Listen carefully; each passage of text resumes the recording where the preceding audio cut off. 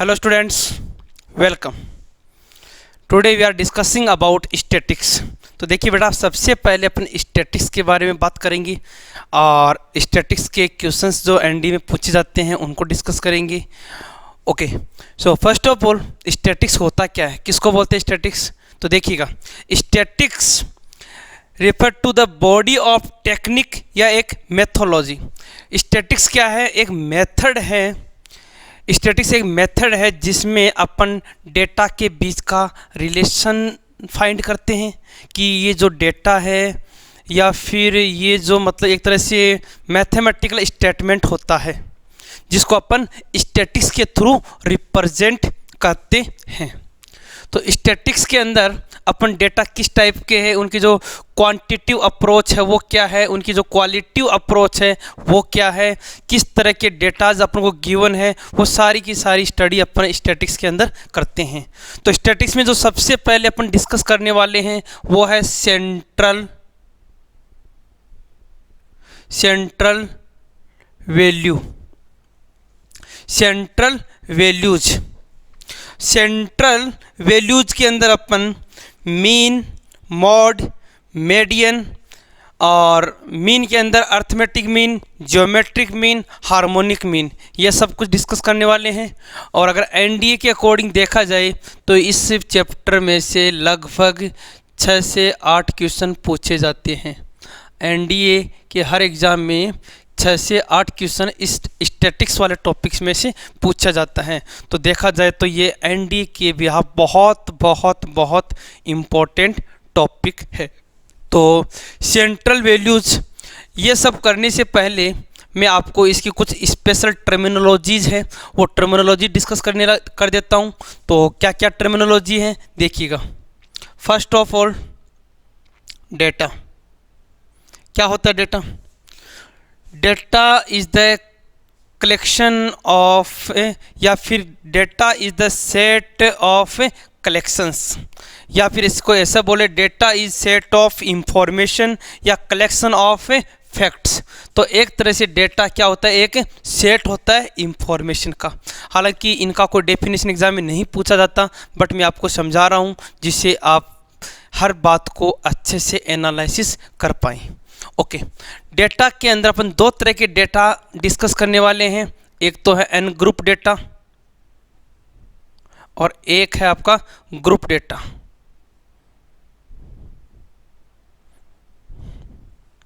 एक है N group data और एक है ग्रुप डेटा. 2 तरह के डेटा डिस्कस करने वाले.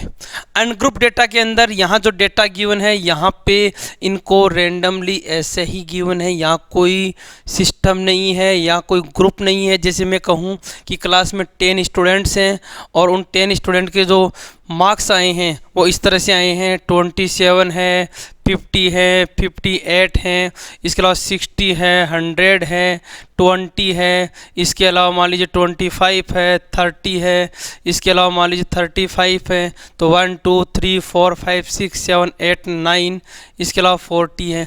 तो इस तरह से जो डेटा गिवन होते हैं इनको अपन बोलते हैं एन ग्रुप्ड डेटा. और ग्रुप डेटा, अब ग्रुप डेटा में क्या होता है? ग्रुप डेटा में आपको एक ग्रुप गिवन होता है, एक इंटरवल गिवन होता है कि 0 से लेकर 10 कितने स्टूडेंट हैं, इसके अलावा 10 to 20 कितने हैं, 20 to 30 कितने हैं, 30 to 40 कितने हैं, 40 to 50 कितने हैं, 50 to 60 कितने हैं, 60 to 70, 70 to 80, 80 to 90, 90 to 100, in marks के कितने स्टूडेंट हैं. ये होता है ग्रुप डेटा. तो इस तरह से डेटा को अपन 2 तरह से रिप्रेजेंट करेंगे, इन एन ग्रुप डेटा और एक ग्रुप डेटा. ओके बेटा, इसके अलावा एक वर्ड और यूज आएगा वो है आपका फ्रीक्वेंसी. क्या? फ्रीक्वेंसी. इसी के अंदर यूज आने वाला जो वर्ड होगा वो होगा फ्रीक्वेंसी. ये कुछ टर्मिनोलॉजी है जिनको मैं पहले ही डिस्कस कर देता हूँ.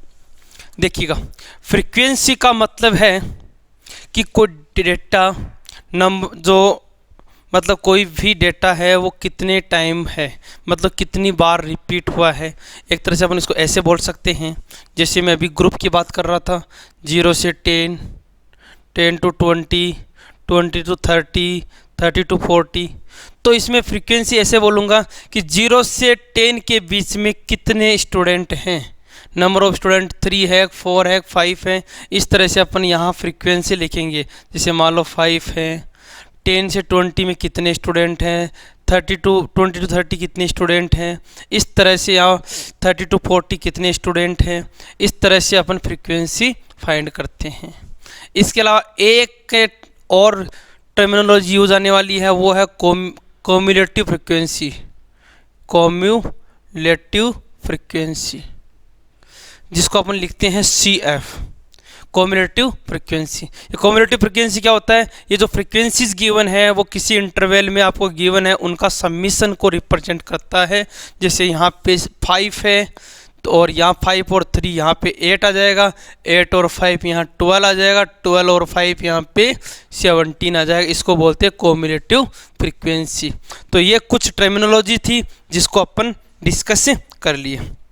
ओके, अब ये फ्रीक्वेंसीज जो गिवन होती है वो दो तरह की गिवन होती है। अभी जो मैं यहाँ फ्रीक्वेंसीज लिख रहा हूँ इसको बोलते हैं कॉन्टिन्यूस। कौन सी होती है बेटा, कॉन्टिन्यूस फ्रीक्वेंसी। क्योंकि यहाँ पे जो फ्रीक्वेंसी गिवन है वो 0 to 10, 10 to 20, 20 to 30, 30 to 40 लगातार गिवन है। कई बार ऐसा भी लिखा होता है कि ये जो इंटरवल है ये कॉन्टिन्यूस नहीं होते। जैसे मान लीजिए गिवन है 0 to 10, इसके बाद 11 to 20, इसके अलावा 21 to 30, इसके अलावा 31 to 40।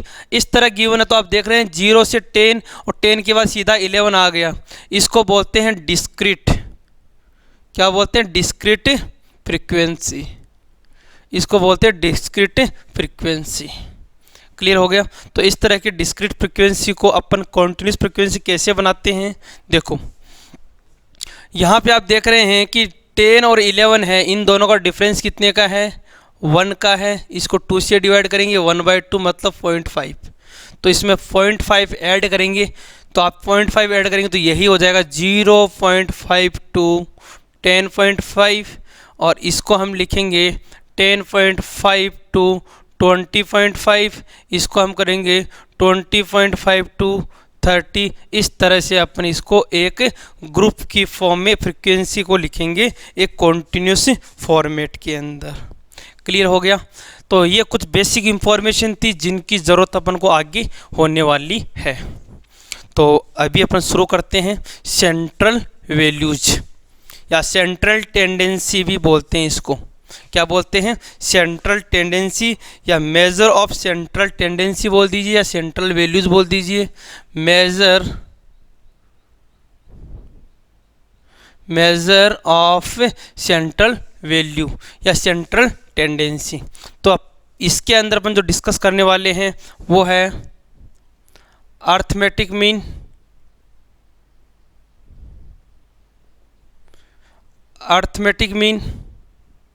Geometric mean, harmonic mean, इसके अलावा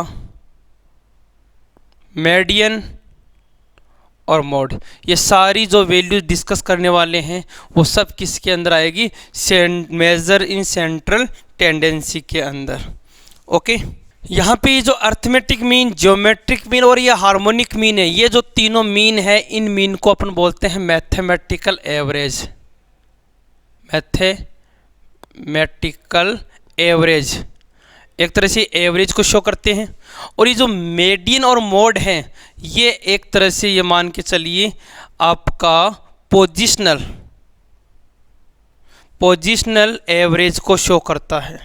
पोजीशन मतलब कौन से डेटा की क्या पोजीशन है इसके अकॉर्डिंग शो करता है। तो एक तो हो गया पोजिशनल एवरेज और एक हो गया आपका मैथमेटिकल एवरेज। तो दो एवरेज डिस्कस हुए, एक आपका मैथमेटिकल जिसमें आप अर्थमेटिक मीन, ज्योमेट्रिक मीन और हार्मोनिक मीन करेंगे, और एक मीडियन और मोड। और मीडियन और मोड में दो तरह के मीन, एक तो मीडियन और एक मोड, ये सेंट्रल वैल्यूज। तो टोटल 5 सेंट्रल वैल्यूज डिस्कस करने वाले हैं। ओके बेटा, तो शुरू करते हैं। First of all arithmetic mean.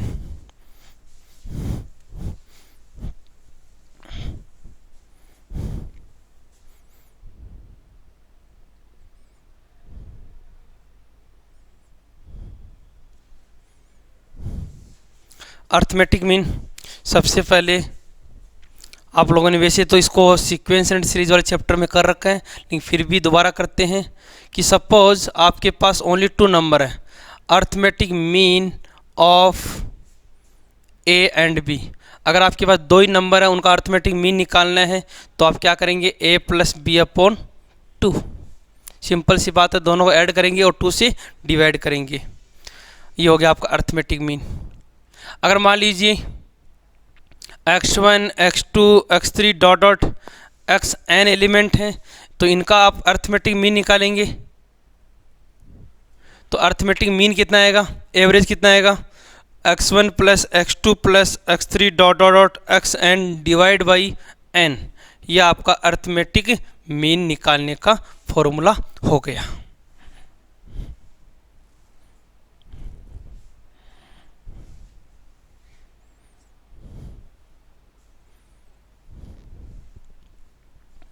अब इसमें एक छोटा सा क्वेश्चन ऐसे बन सकता है, फाइंड द, क्वेश्चन ऐसे बन सकता है, find arithmetic mean of first n natural number.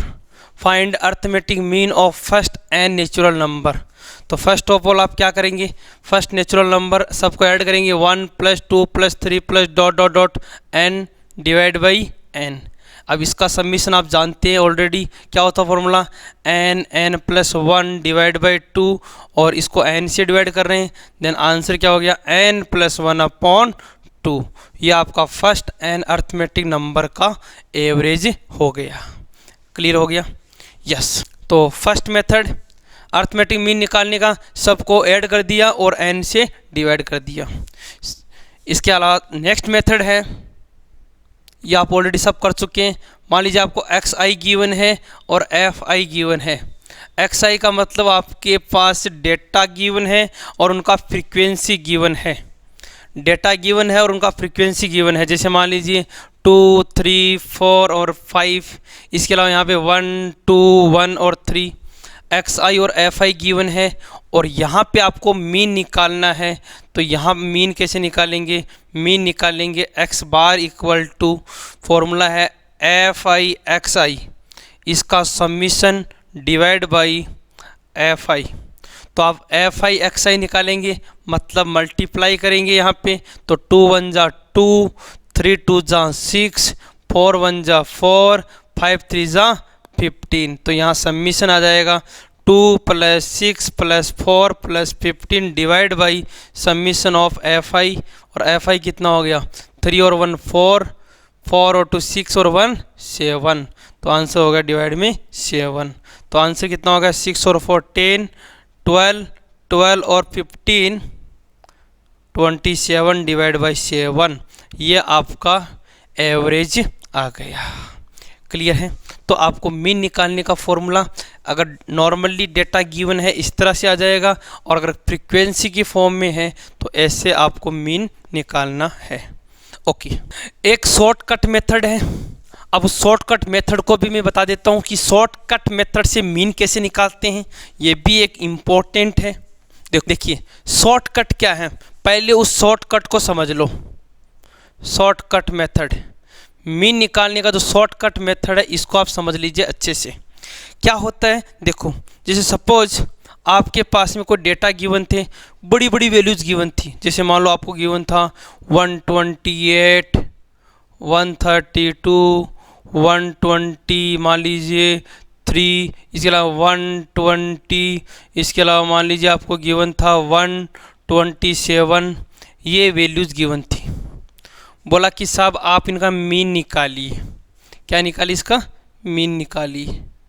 तो एक मेथड तो ये हो गया कि सबको ऐड कर दें, 128 plus 132 plus 123 plus 120 plus 127 divide by कितने हैं, 1 2 3 4 5, और 5 से डिवाइड कर दें। अब आप ऐड करने बैठेंगे, फटाफट से ऐड करके मीन निकाली, कितना आ रहा है, सभी स्टूडेंट्स ऐड करेंगे। 630 डिवाइड बाई 5, 630 को 5 से डिवाइड कर देंगे तो आंसर आ जाएगा 126। तो आपने क्या किया, पहले इन डेटाज को ऐड किया और 5 से डिवाइड किया। लेकिन मैं आपको बोलूँगा कि आप इसमें कैलकुलेशन में बहुत टाइम लगा रहे हैं, टाइम इसमें गलती भी हो सकती है, कई बार ऐसे डेटा भी आ जाते हैं 166.2 166.3 इस तरह के डाटा आ जाते हैं। तो मेरा शॉर्टकट मेथड क्या है, मैं एक वैल्यू एज्यूम करूँगा, यहाँ से कोई भी एक वैल्यू एज्यूम कर लूँगा जो मेरी इच्छा, उसके हिसाब से कोई दिक्कत नहीं, आप अपने हिसाब से कर सकते हैं। मैंने एज्यूम कर लिया, मान लो जैसे 123 एज्यूम कर लिया। क्या एज्यूम कर लिया, 123। मैंने एक वैल्यू एज्यूम कर लिया 123 और हर वैल्यू में से 123 को माइनस कर दिया। Every element subtract by 123। 123 ले लो, 125 ले लो, जो आपकी इच्छा उसी में ले लो, कोई फर्क नहीं पड़ेगा बेटा। तो 123 माइनस किया तो ये हो गया 5, यहाँ माइनस किया तो ये कितना हो गया 7, यहाँ माइनस किया 0, यहाँ माइनस किया -3, यहाँ माइनस किया 4। कोई दिक्कत नहीं है, कोई भी वैल्यू एज्यूम कर लो। ओके, अब इनका आप ऐड कर दीजिए, 7 और 5 12, 12 और 4 16, 16 - 3 कितना हो गया 13। सही बोल रहा हूँ क्या, दोबारा देखो, 12, 12 और 4 16, और 16 माइनस कितना हो गया 13। क्लियर हो गया। अब देखिएगा, एक मिनट, यहाँ सब्ट्रैक्शन में कोई दिक्कत तो नहीं है, 123 तो सही है। इसके अलावा सॉरी, यहाँ पे 9 आएगा, ये है ना, यहाँ पे 9 आएगा, ठीक है। तो 9 आएगा तो फिर एडिशन भी यहाँ पे 15 आएगा। ओके, तो यहाँ से अगर आप मीन निकालते हैं, मीन, तो मीन क्या आएगा आपका, जो भी समीशन आया है 15 डिवाइड बाई वही 5 प्लस जो आपने एज्यूम किया था उस एज्यूम को लिख देंगे। तो आप बोलेंगे सर ये हो गया आपका 3 प्लस एज्यूम किया था 123, आंसर आ गया 126। कहने का मतलब ये है कि अगर आप कोई एक पर्टिकुलर वैल्यू हर डेटा में से माइनस कर देते हैं और लास्ट में उसको ऐड कर देते हैं तो इसमें कोई इफ़ेक्ट नहीं पड़ेगा। तो इसको बोलते हैं एजम्पशन मेथड। कौन सा मेथड बोलते हैं, एजम्पशन मेथड, या इसको बोलते हैं शॉर्ट कट। जरूरी नहीं आप 123 माइनस करें, 125 भी कर सकते हैं, जो आपकी इच्छा है वो नंबर माइनस कर सकते हैं, जिससे आपकी कैलकुलेशन बच जाए और आपका टाइम बच जाए। ओके बेटा, तो ये था एजम्पशन मेथड या शॉर्टकट मेथड से मीन निकालने का पैटर्न। इसके बाद में अपन आते हैं कंबाइंड मीन। कौन सा mean, combined mean. Combined mean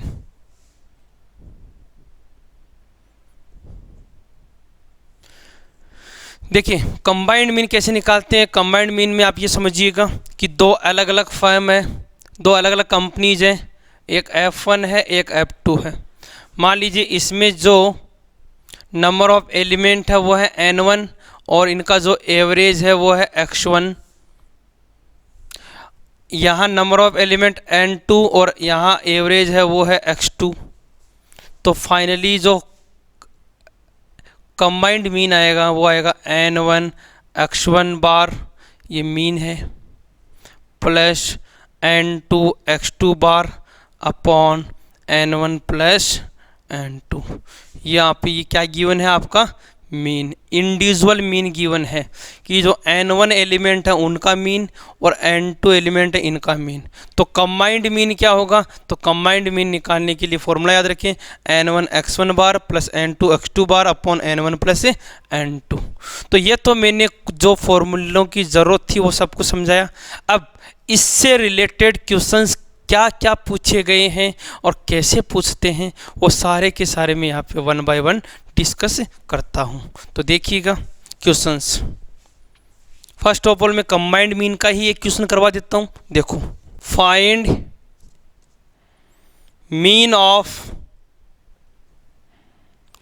30 given numbers when it is given that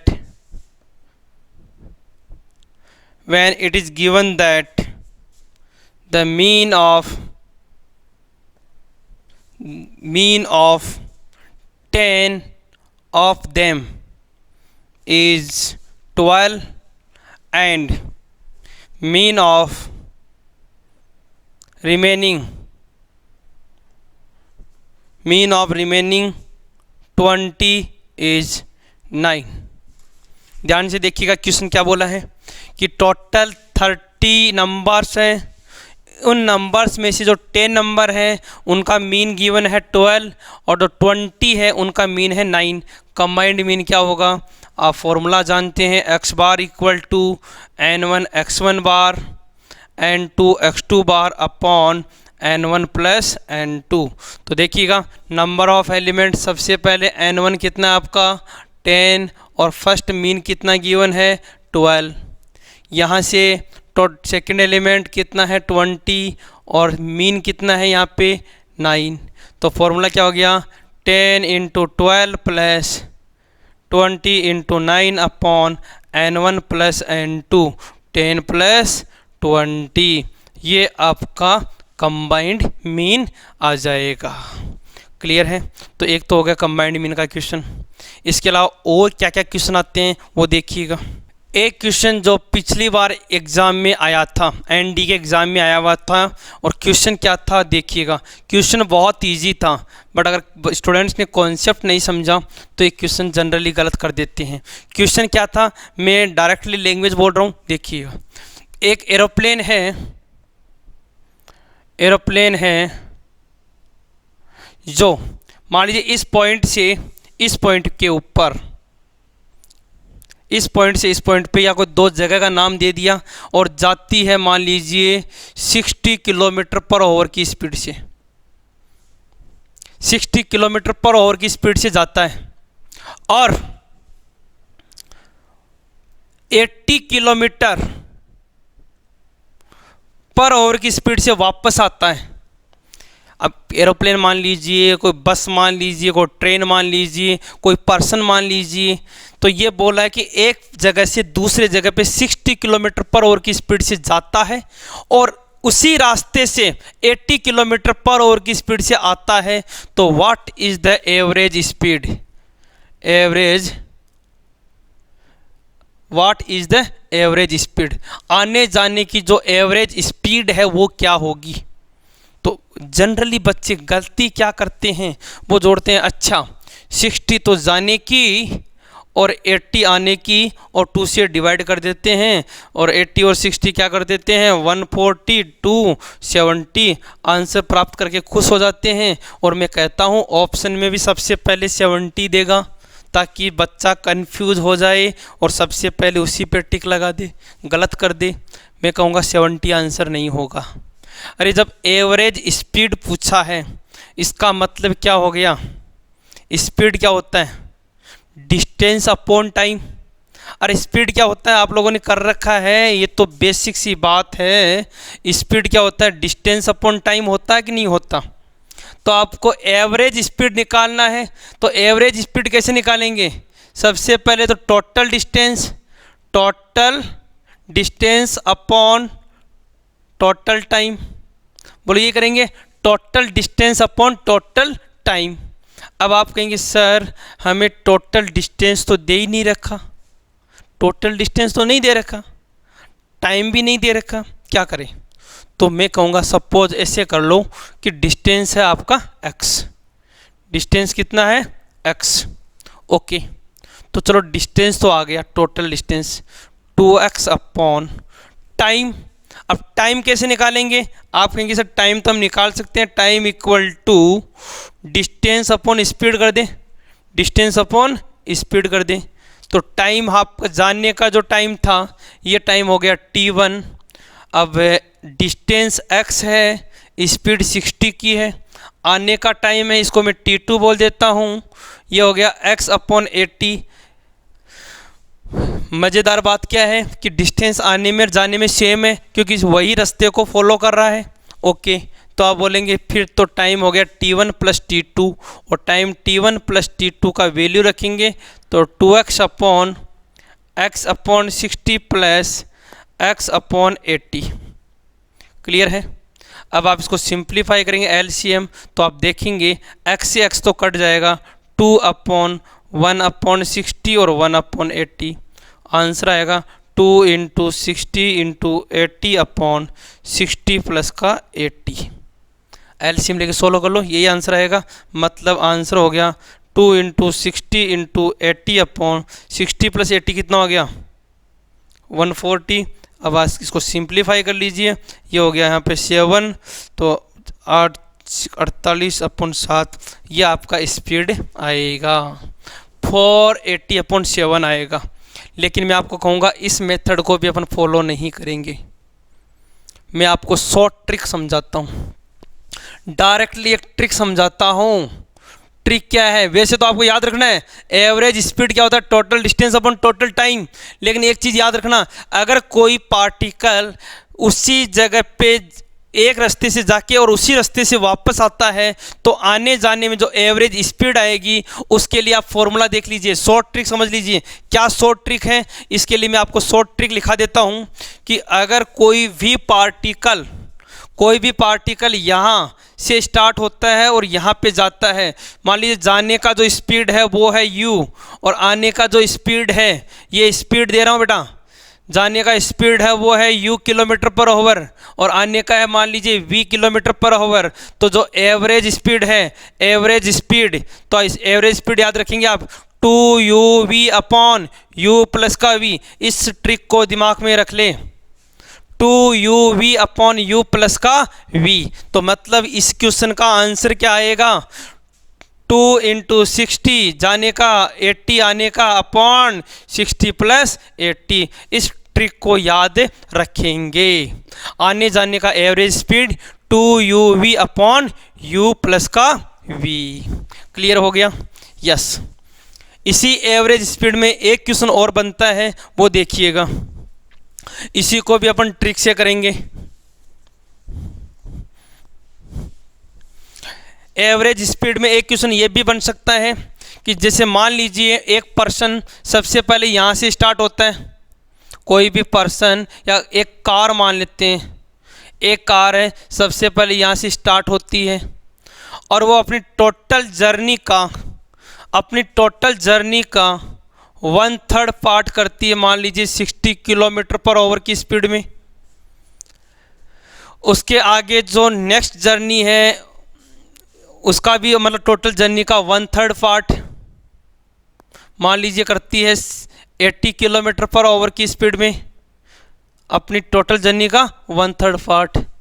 और जो रिमेनिंग पार्ट है वो करती है मान लीजिए 50 किलोमीटर पर आवर की स्पीड में, और रिमेनिंग कितना बच गया 1/3 ही बच गया और यहाँ डेस्टिनेशन पर पहुँच जाता है। बताओ what is the average speed? Average speed क्या होगी?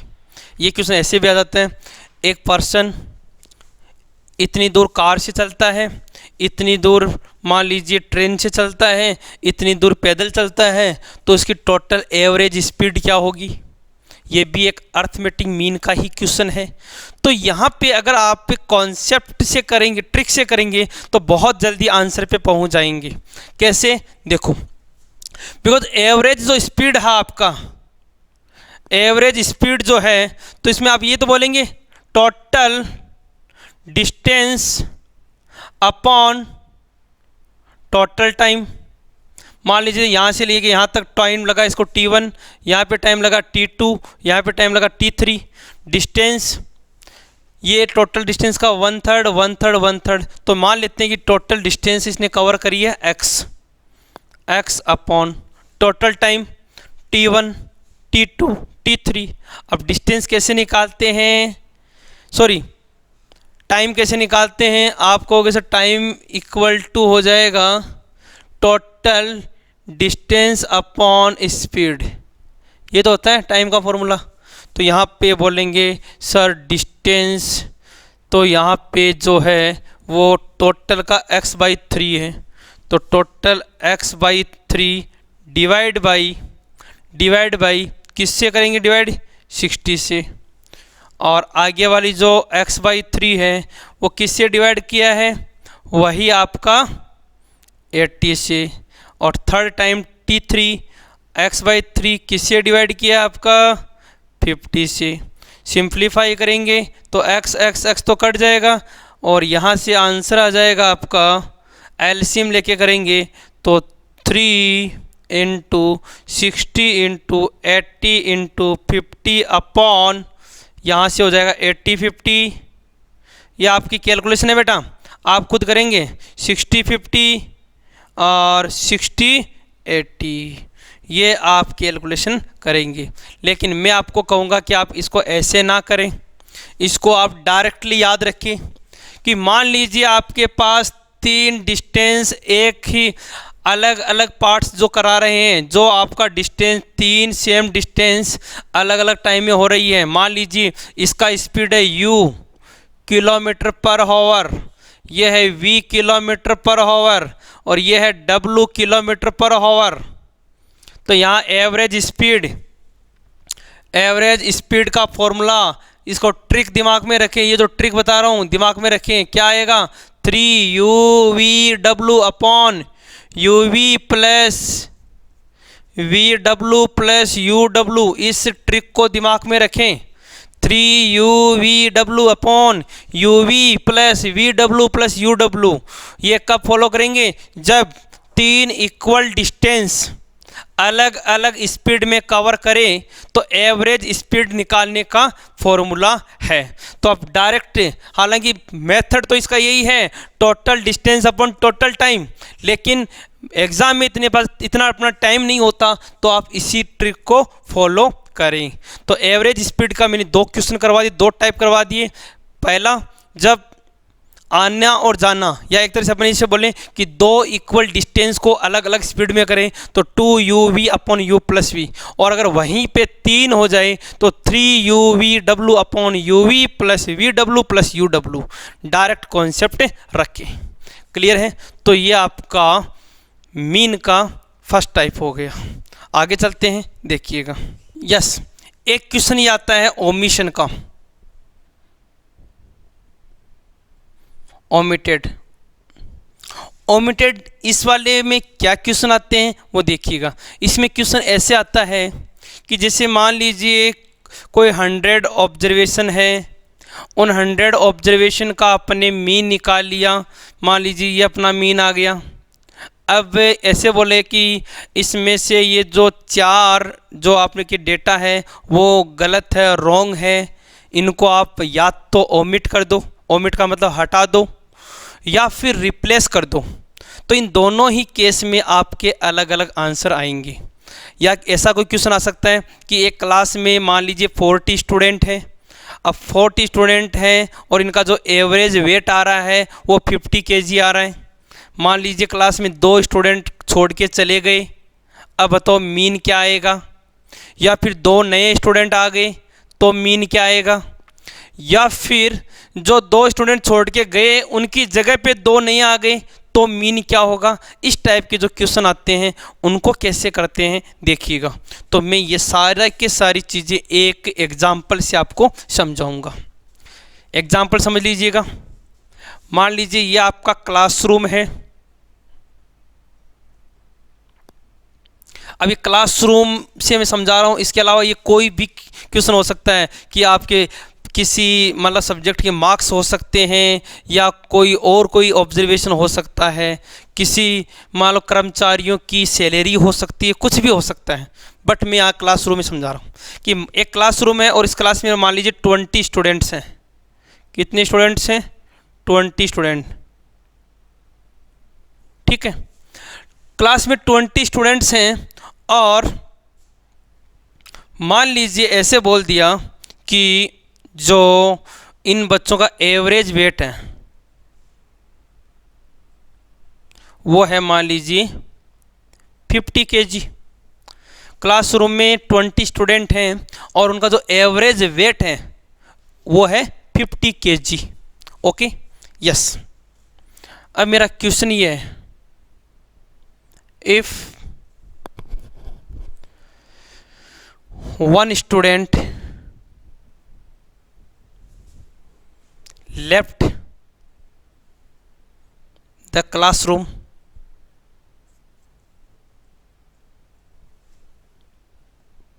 whose weight is 60 kg, what weight is 60 kg. What is new mean? एक स्टूडेंट क्लास छोड़ देता है, क्लास छोड़ के चला जाता है, और जो छोड़ के जाता है उस बच्चे का वजन कितना है? 60 kg है। तो बताओ नया मीन क्या होगा, न्यू मीन क्या होगा, नया एवरेज क्या होगा? तो आप क्या बोलेंगे कि सर पहले 20 स्टूडेंट थे, पहले 20 स्टूडेंट थे और एवरेज वेट था 50 kg। इसका मतलब टोटल वेट कितना था क्लास का? टोटल वेट, तो आपका टोटल वेट हो गया 50 × 20 मतलब 1000 kg। बोलो सही बोल रहा हूँ? क्लास का टोटल वेट कितना था? 1000 kg। भाई एवरेज का मतलब क्या होता है? एक एवरेज का मतलब ये है कि एक ऐसा वैल्यू जो सबके लिए हो, एक ऐसा वैल्यू जो सबके लिए। मैं कहूँगा क्लास में जो बच्चों का वेट है उसका एवरेज है 50 kg। इसका मतलब ये है कि हर बच्चे का वेट कितना है? 50 kg। अब इसमें वो स्टूडेंट भी है जिसका वेट 49 है, इसमें वो बच्चे भी जिसका वज़न 51 है, लेकिन जब एवरेज आता है तो एवरेज का मतलब है सब बच्चों का total divide by number of student. तो अपन इसको मल्टीप्लाई करेंगे तो क्या आ जाएगा? टोटल वेट आ गया। अब टोटल वेट 1000 kg है, इस 1000 kg में से 60 kg का बच्चा चला गया तो कितना बच गया नीचे? 940, 940। कितना बच गया? 940। और अब स्टूडेंट कितने हो गए? नंबर ऑफ स्टूडेंट कितना हो गया? अब एक छोड़ के चला गया तो 940 डिवाइड बाई 19। अब आप 19 से डिवाइड करेंगे और न्यू मीन निकालेंगे। क्या करेंगे? न्यू मीन निकालेंगे। कितना आएगा? 940 को 19 से डिवाइड करो बेटा, 940 को 19 से डिवाइड करो, आ रहा 49.47। कितना आ रहा है बेटा? 49.47, 49.47 ये नया मीन आएगा। अब मैं एक छोटी सी ट्रिक समझाऊंगा, वो मेरा ट्रिक समझ लीजिए। ट्रिक क्या है कि जो 60 kg का स्टूडेंट गया उसका एवरेज भी तो 50 kg आ रहा था। इसका मतलब अगर मान लीजिए इससे क्लास में से 50 kg का बच्चा चला जाता, 50 किलो का बच्चा चला जाता, तो बताओ एवरेज में कोई इफेक्ट पड़ता है क्या? अगर 50 किलो का बच्चा क्लास छोड़ के चला जाता तो कोई एवरेज में फ़र्क पड़ता है क्या? नहीं पड़ता। क्यों? क्योंकि हर बच्चे का वज़न अपन 50 kg मान के चल रहे हैं। अगर मान लीजिए 50 किलो का बच्चा छोड़ के चला जाता तो यहाँ पे कितना हो जाता? 950, और इसको 19 से डिवाइड करते तो एवरेज तो वही 50 kg आता वापस से, कोई दिक्कत नहीं थी। लेकिन 60 किलो का चला गया, इसका मतलब 10 kg एक्स्ट्रा चला गया। कितना चला गया? 10 kg एक्स्ट्रा चला गया। अब वो जो 10 kg एक्स्ट्रा गया है, वो जो डिफरेंस आया है 10 kg का, उसको मैं 19 स्टूडेंट्स में डिवाइड करूंगा। तो आप कहीं सर 10 kg को 19 स्टूडेंट्स में डिवाइड करेंगे तो ये हो जाएगा आपका 19 5 जा 50, ये हो जाएगा 0.52 समथिंग कुछ आएगा। अब 0.52 के समथिंग अपन माइनस करेंगे, टोटल 50 में से 0.52 के समथिंग माइनस करेंगे तो आपका आंसर वही 49.47 के लगभग आएगा। तो मेरा कहने का मतलब ये है कि एग्ज़ाम में ज़्यादा टाइम वेस्ट करने से बेटर ये रहता है कि अप्रोक्सीमेट आंसर देख लो कितना आ सकता है। अब आपको ये लगा कि 60 kg का बच्चा चला गया, एवरेज था 50 kg, इसका मतलब ये है कि एवरेज तो डेफिनेटली कम होगा, एवरेज डेफिनेटली कम होगा। अब एवरेज कितना कम होगा? तो आप बोलेंगे सर 10 kg का फ़र्क पड़ गया। अब 10 kg का जो फ़र्क पड़ गया वो कितने स्टूडेंट्स में पड़ गया? 90 स्टूडेंट्स में पड़ गया। तो सिर्फ डिफरेंस देख लिया कि 10/19 कितना हो रहा है, बस इतना सा फ़र्क कर लेंगे। और अगर मान लीजिए 40 kg का स्टूडेंट छोड़ के चला जाता, 40 kg का चला जाता, तो आप बोलेंगे फिर तो एवरेज बढ़ जाता। एवरेज क्या होता? बढ़ जाता। क्यों? क्योंकि एवरेज हमारा 50 किलो था, 40 kg का बच्चा चला गया, इसका मतलब 10 kg का वजन रह गया उसका, वो 10 kg का स्टूडेंट्स में अपन ऐड कर देंगे तो ये जो अप्रोक्सीमेट 0.52 है वो इसमें ऐड हो जाता, तो आंसर आता 50.52 के समथिंग। तो एक टाइप तो ये हो गया। अब इसमें ऐसे भी आ जाती है क्वेश्चन कई बार कि यहाँ पे 100 डेटाज हैं, उनमें से ये 4 डेटा को ओमिट करना है, हटाना है, बताओ न्यू एवरेज क्या होगा। तो आपको इसी पैटर्न को फॉलो करना होगा। यस, सेकंड क्वेश्चन ये आ जाता है इसके अंदर वही कि एक क्लासरूम है, 20 स्टूडेंट हैं और 50 उनका एवरेज है। अब एक स्टूडेंट छोड़ के चला जाता है, उसकी जगह पे नया स्टूडेंट आ जाता है। अब जो छोड़ के जाता है उसका वेट 60 kg है, जो छोड़ के जाता है उसका वेट 60 kg है, और जो न्यू स्टूडेंट आता है, जो न्यू स्टूडेंट आता है उसका वेट मान लो 40 kg है। जो जाता है वो 60 kg का है, वो आता है वो 40 kg का है। एक तरह से अपन ने क्या किया, डेटा को रिप्लेस कर दिया। तो बताओ इस केस में नंबर ऑफ स्टूडेंट तो कितने होंगे, 20 के 20 रहेंगे, क्योंकि एक गया उसकी जगह नया आ गया। ठीक है, तो आप बोलेंगे सर पहले जो टोटल था इनका वो था 1000 kg, 1000 kg में से 60 का चला गया और 40 का आ गया। तो एक तरह से अपन देखें तो कितना हो गया यहाँ पे, ये हो गया आपका 980। बोलो सही बोल रहा हूँ, 980 हो गया।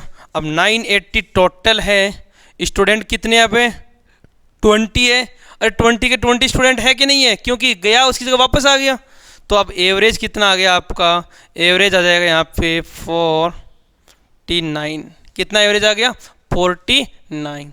और इसको आप ऐसे मेंटली सोल्व करें तो भी देख सकते हैं कि भाई एक बच्चा गया 60 kg का, नया आ गया 40 kg का, इसका मतलब कितने kg का फ़र्क पड़ गया, 20 kg का फ़र्क पड़ गया। अब 20 किलो का फ़र्क पड़ गया, कितने स्टूडेंट में फ़र्क पड़ गया, 20 स्टूडेंट में फ़र्क पड़ गया। अब 20 स्टूडेंट में 20 kg का फ़र्क है, इसका मतलब 1 kg का हर स्टूडेंट में फ़र्क आएगा। तो आप बोलेंगे इसका मतलब 50 - 1 49 kg है, वो क्या हो गया, इसका एवरेज हो गया।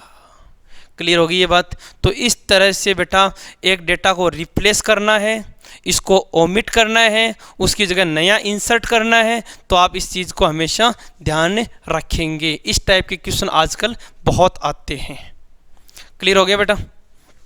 तो एक तो एवरेज स्पीड का बता दिया मैंने, total speed upon total time, और एक ये कि डेटा को किस तरह से रिप्लेस करते हैं, नया इंसर्ट करवाना है या ओमिट करवाना है या रिप्लेस करना है। इस टाइप के क्वेश्चंस आए तो इनको अपन ऐसे मेथड या ट्रिक से कर सकते हैं। ओके बेटा। इसके अलावा कुछ प्रॉपर्टीज़ कर लेते हैं मीन का, अर्थमेटिक मीन की प्रॉपर्टीज़ कर लेते हैं। वैसे तो ये सारी प्रॉपर्टीज़ अपन अर्थमेटिक मीन में कर रखी है, बट दोबारा कर लेते हैं। देखिएगा क्या क्या प्रॉपर्टीज़ है।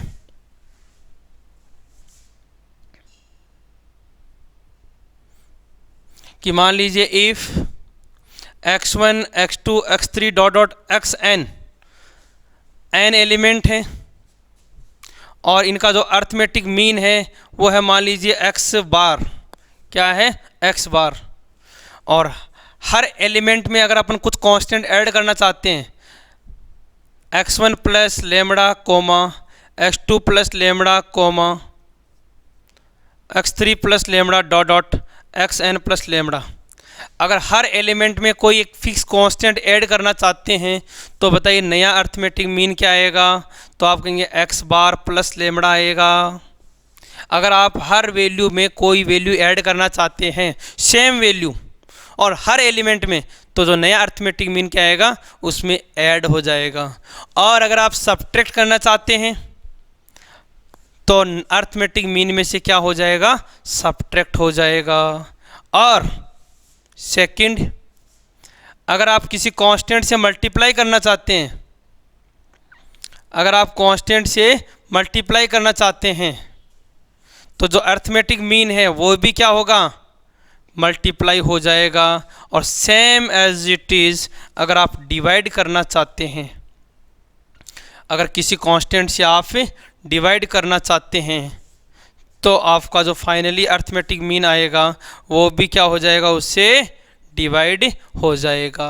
तो अगर किसी पर्टिकुलर वैल्यू से आप ऐड करना चाहते हैं तो अर्थमेटिक मीन में क्या इफेक्ट पड़ेगा, वही नंबर ऐड हो जाएगा। अगर आप मल्टीप्लाई करते हैं तो वही अर्थमेटिक मीन में मल्टीप्लाई हो जाएगा, और डिवाइड करते हैं तो वही वैल्यू आपके अर्थमेटिक मीन में डिवाइड हो जाएगा। इस बात को याद रखना, क्योंकि ये वाली इंफॉर्मेशन और एक स्टैंडर्ड डेविएशन का क्वेश्चन हमेशा साथ आते हैं। क्योंकि क्वेश्चन लिखा हुआ होता है कि x1 x2 x3 dot dot that the arithmetic mean is that and standard deviation is that. If we add a constant in every element then what is the new mean and new standard deviation। तो आपको बता दूं, अगर constant add करेगा तो arithmetic mean में तो वो ऐड हो जाएगा, बट स्टैंडर्ड डेविएशन में इसका कोई इफेक्ट नहीं पड़ेगा। स्टैंडर्ड डेविएशन में आप हर एलिमेंट में कोई भी प्लस करो या माइनस करो, इसके न्यू स्टैंडर्ड डेविएशन में कोई इफेक्ट नहीं पड़ेगा। ये बातें अपन और आगे करेंगे स्टैंडर्ड डेविएशन में, बट अर्थमेटिक मीन में मैंने जो आपको समझाया है इसको आप अच्छे से तैयार करें। ओके स्टूडेंट, तो अर्थमेटिक मीन में इतना ही, और भी बहुत सारे क्वेश्चंस हैं वो आप जब सीट करेंगे तो आपको आइडिया लग जाएगा। अभी के लिए इतना ही। Thank you. जय हिंद, जय भारत।